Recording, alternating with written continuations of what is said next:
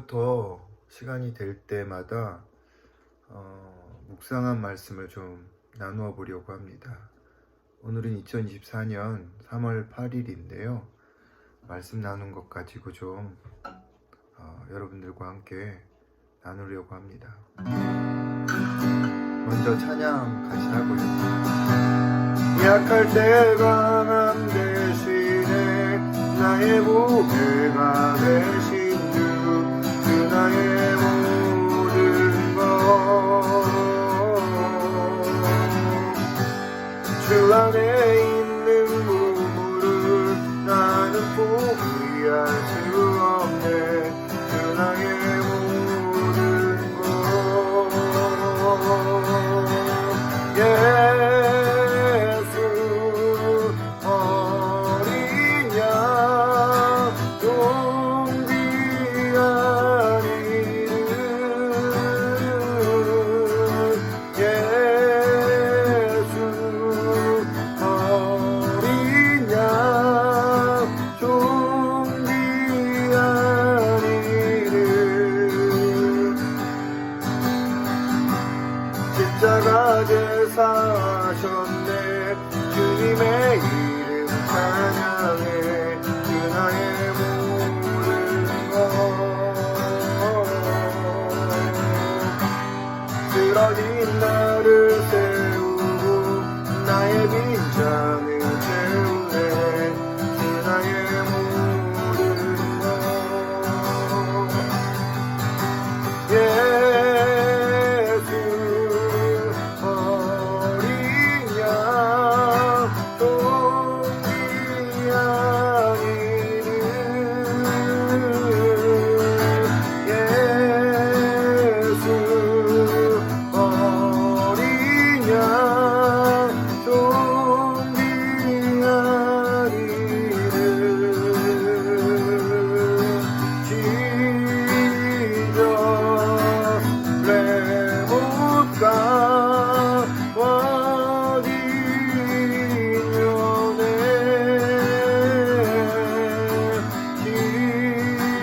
지저스 레못가 와디뇨네.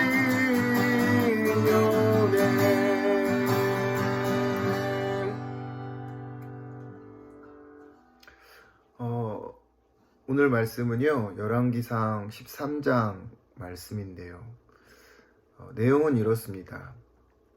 여로보암이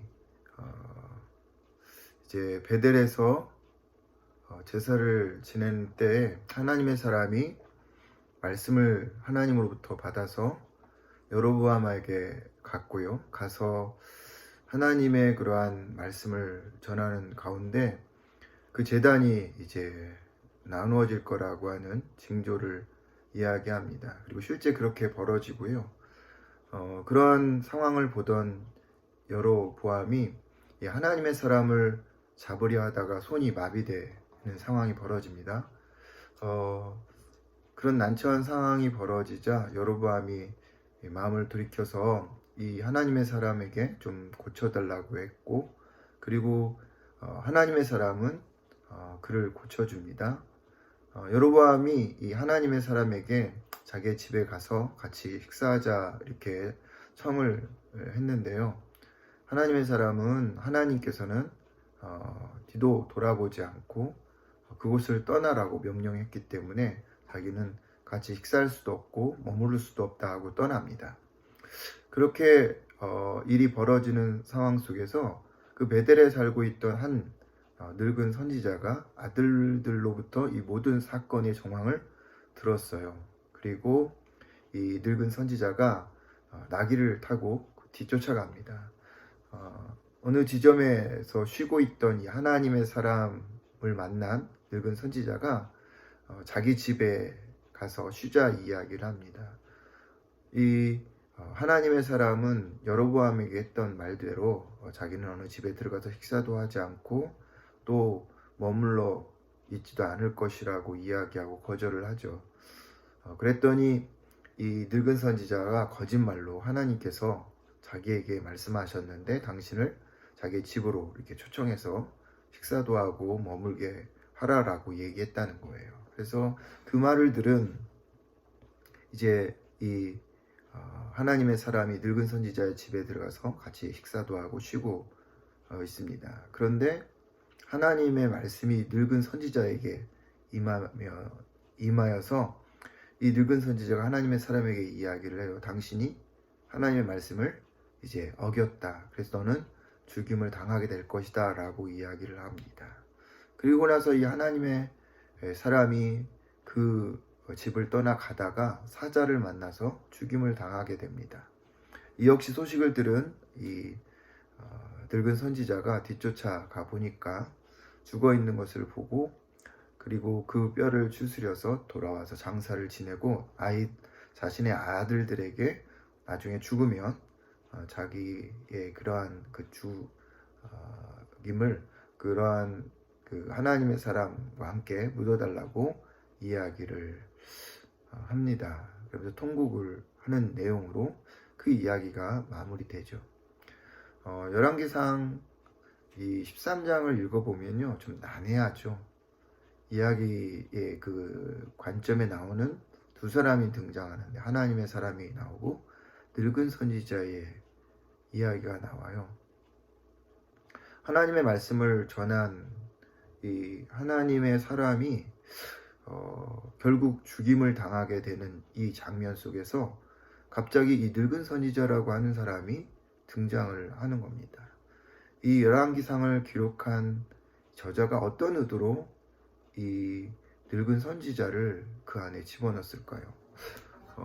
늙은 선지자가 하는 내용을 보면 조금 이해가 되지 않는 부분이 있어요. 속이기도 하며 또 한편으로는 그 죽은 이 하나님의 사람을 보면서 막 울기도 하고 그리고 자기의 죽은 시체를 그 사람과 함께 이제 묻어달라고 하는 이런 이야기 속에서 이 늙은 선지자가 어떤 마음으로 그렇게 이야기하고 행동했을까? 도대체 무슨 의미일까? 라는 생각을 해보게 됩니다. 아마 이 구절을 읽어보신 분들은 이게 무슨 의미일까? 라는 생각을 가져보게 돼요. 신학적으로 또 해석적으로 여러 가지의 그런 해석들이 나올 수 있겠지만 제가 오늘 말씀을 묵상하면서 두 가지 정도를 생각해 보게 됐어요. 하나는 이 하나님의 사람이 늙은 선지자의 이야기를 들었다는 거죠. 하나님의 사람이 여로보암에게 갔었을 때 그는 누구의 이야기를 듣고 간 게 아니라 하나님의 말씀을 듣고 갔다는 거예요. 그러니까 누구의 말도 듣지 않고 하나님의 말씀을 들어야 했는데 늙은 선지자가 그렇게 속이는 말을 하나님의 말씀이라 생각하고 따라갔다는 것입니다. 혹할 수 있겠죠. 하나님의 사람이니까 하나님의 말씀을 이제 누군가가 자기한테 전해주는 그런 이야기를 통해서 이것도 하나님의 말씀이겠구나 라고 갈 수도 있는 그런 상황일 것입니다. 근데 그렇게 누군가가 우리에게 하나님 말씀이다 라고 전해주는 것도 그게 하나님의 어떤 방법일 수도 있겠죠. 꿈으로도 어떤 사람을 통해서도 이야기할 수 있겠지만 이 본문에서 나오는 우리가 바라봐야 될 관점은 하나님의 사람은 분명 다른 사람을 통해서 말씀을 듣지 않고 하나님을 통해 직접 들었잖아요. 그러니까 늙은 선지자가 그렇게 하나님의 말씀이다 라고 이야기했을지라도 그걸 하나님께 묻던지 아니면 거절하던지 하나님께 직접 듣던지 해야 되는데 그러지 않았다라고 하는 그런 생각을 해보게 되는 것입니다. 하나님은요 우리에게 직접 말씀하지 않을까, 또 그렇게 하시는 분이다 생각이 들어요. 누군가를 통해서 직접 이야기도 하시겠죠. 그런데 정말 중요한 일이라 한다면 하나님께서 우리에게 직접 말씀하시는 것, 말씀을 통해서 말씀하시는 것, 기도할 때 하나님께서 혹은 찬양을 통해서 성령님께서 우리에게 말씀하시는 것들을 직접 들어야 되는 것이 바로 우리가 이 이야기 속에서 한 가지 이제 생각해 봐야 될 것 같고요. 또 하나 두 번째는 이 늙은 선지자의 역할이라는 겁니다. 왜 생뚱맞게 갑자기 이 늙은 선지자가 등장했냐는 거죠. 근데 생각을 해보면 이게 바로 이스라엘의 현재의 모습이었지 않았을까 그런 생각을 해요. 여로보암도 나라를 하나님으로부터 이제 받았으면 잘 치료해야 되는데 우상을 섬기고 하나님을 떠난 모습들. 근데 이 늙은 선지자도 바로 이 베델에서 그런 모습으로 살아가고 있었지 않았을까.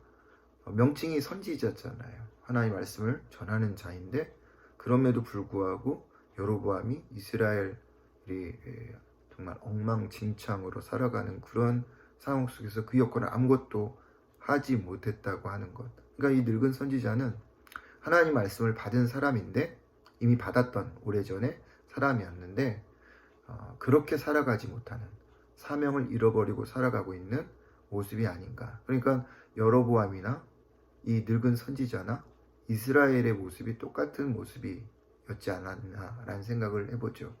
그러다가 나중에 이제 하나님 말씀을 들으면서 혹시 그것이 그에게 어떤 깨달음이 되어서 그 하나님의 선지자가 죽은 것을 보고 통곡하고 회개한 것이 아닐까 이런 생각을 해보는 겁니다. 이 늙은 선지자의 역할은 이스라엘의 모습을 보여주는 것이 아닐까 하는 생각이 들어요. 그렇다면 이스라엘, 여로보암, 이 늙은 선지자가 해야 할 것은 무엇인가? 하나님 말씀 앞에서 회개하는 것이다 라고 하는 것입니다.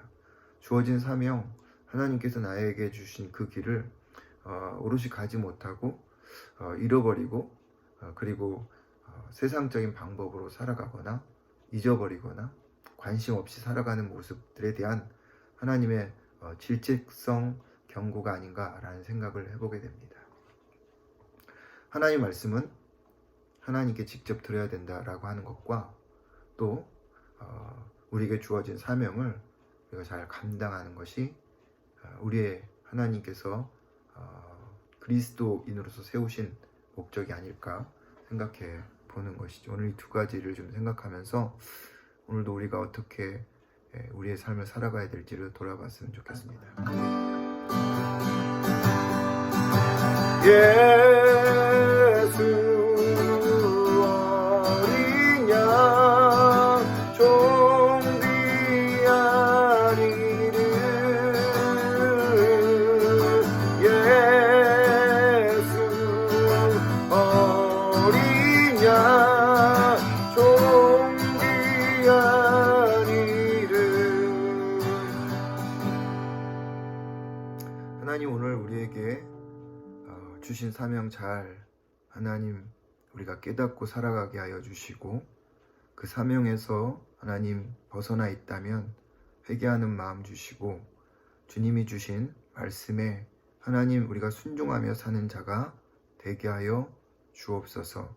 하나님 다른 사람을 통해서 또 누군가를 통해서 하나님 듣기보다는 하나님이 직접 우리에게 말씀하신 그 말씀을 듣고 순종하는 하루가 되게 하여 주옵소서. 예수님의 이름으로 기도드렸습니다. 아멘.